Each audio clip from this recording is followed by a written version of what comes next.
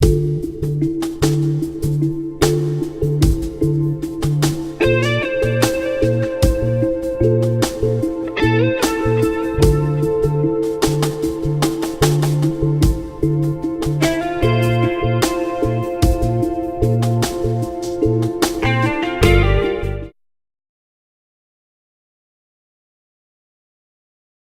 don't consider ourselves very different. I think where the difference might come in is I normally say that we are basically an extension to your own veterinarians.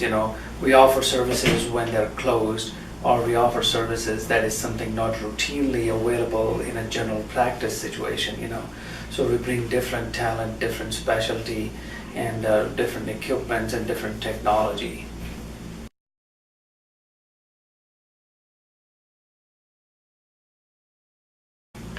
Well, I was kind of born and raised here. I've been living in this community for 15, 20 years. So that's me.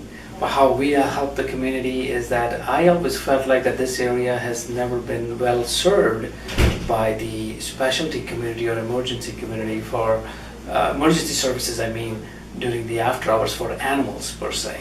So that's why I wanted to start a practice here, and then Dr. Mike Moore, my partner, he came along, and then we both, with a collaborative effort, were able to start this practice, and we've been blessed and we've been well adopted by the community, and it's really helping. It's going both ways.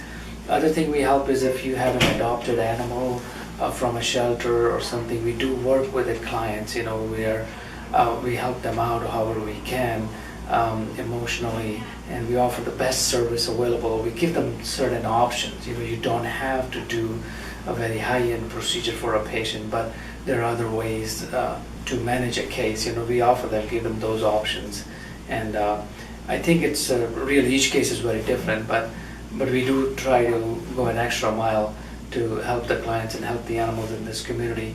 We have brought in a lot of technology, and we're still investing. We're still getting more equipment to aid in diagnosis and better service to the patients.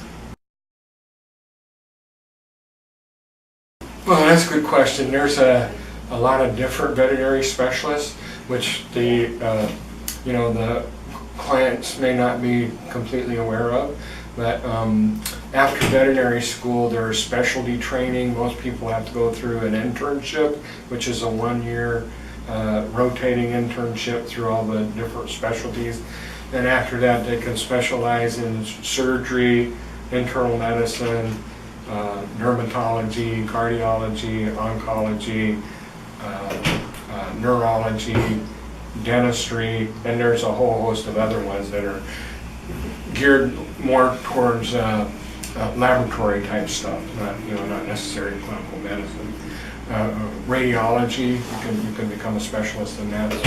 So that's what that's when anybody could say they specialize in whatever, but a board certified specialist is somebody who's gone through the rigors of a training program and had to take a special test and some other, usually several special tests, and some other academic hurdles to jump over to gain that certification.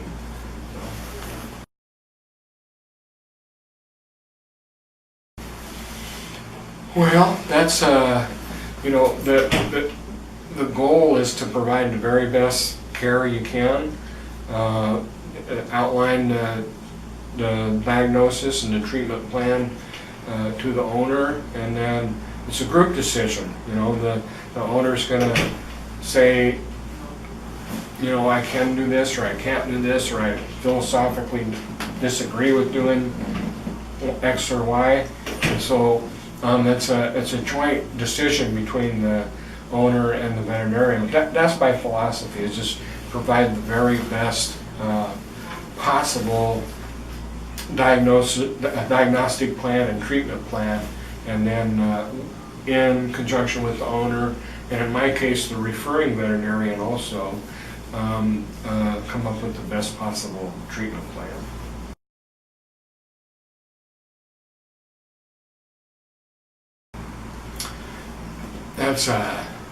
That's a good question. Also, very a lot of different answers really to that question, because it depends on what problem the animal's having. If it's having trouble breathing, then make sure that the airway is free.